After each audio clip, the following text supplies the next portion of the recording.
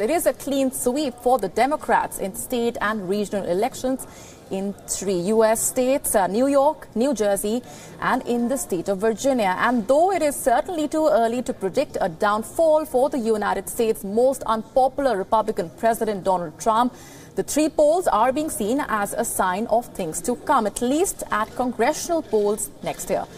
The results in New York and New Jersey were greeted uproariously, but were no great surprise, as both states have traditionally favored Democrats. In New Jersey, Democrat Phil Murphy defeated Republican Kim Kardashian.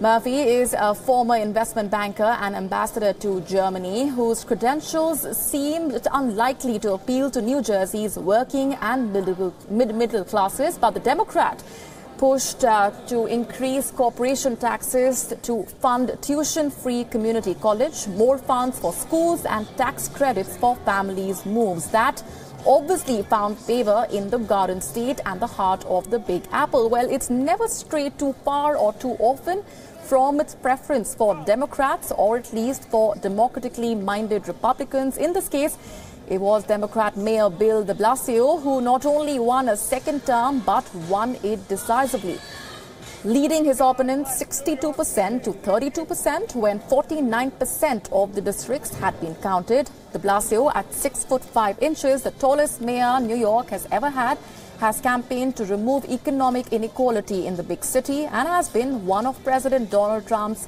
most vocal critics. But the biggest surprise of all, and the poll which pundits are saying does not augur well for the future of the Republicans in next year's congressional polls to start with, was in the state of Virginia.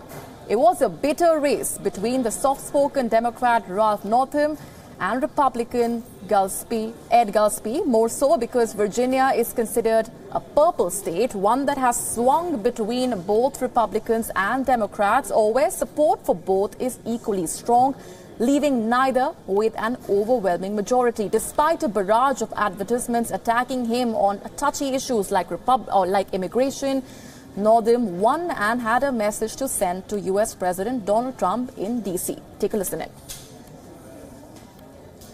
We are back by popular demand. Virginia, we have witnessed yet another Democratic sweep today. I want to congratulate my friend, Attorney General Mark Herring, on his great re-election, and thank you for re-electing Mark Herring. President Donald Trump had tweeted encouraging messages to his candidate Ed Gillespie, but when the latter lost, the U.S. president was quick to distance himself from him by saying that Mr. Gillespie had obviously not, quote, embraced me or what I stood for, unquote.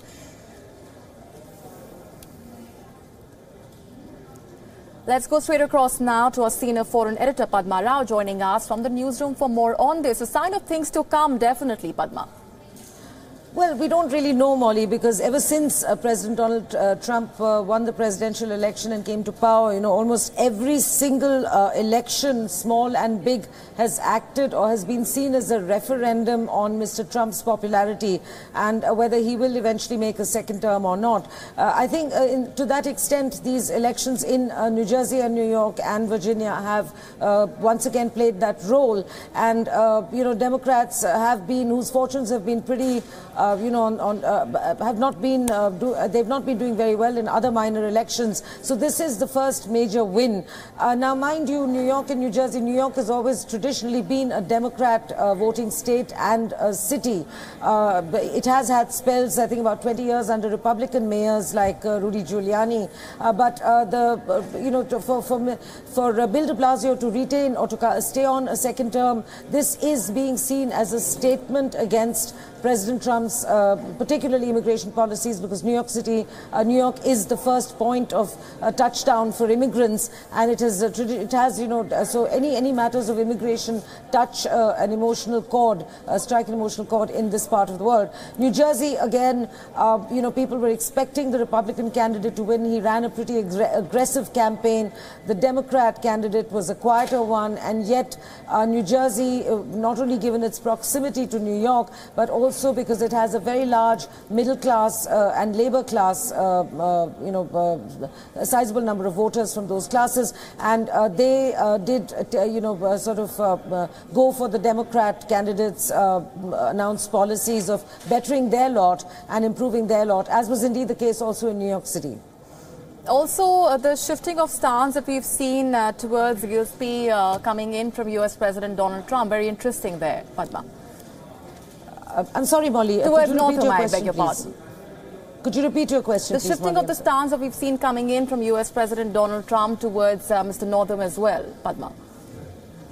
Yes, absolutely. This is it's not being seen in, it's not very good grace to actually run down one of your own candidates who has fought a very fierce battle for you and modeled himself practically along the lines of President Donald Trump's own very aggressive pre-election campaigns. So that was a rather bitter note for the Republicans as well. But right now, I would say that all eyes are on the midterm elections, which, as you know, Molly, are due in 2018. I think that the midterm elections, both parties are eyeing a majority in one or both houses of Congress. So every victory, big or small, for the Democrats is likely to boost their chances. And I think they're finally, getting a policy, sort of an election campaign is sort of slowly coming into being. It wasn't a very coherent campaign and a very coherent,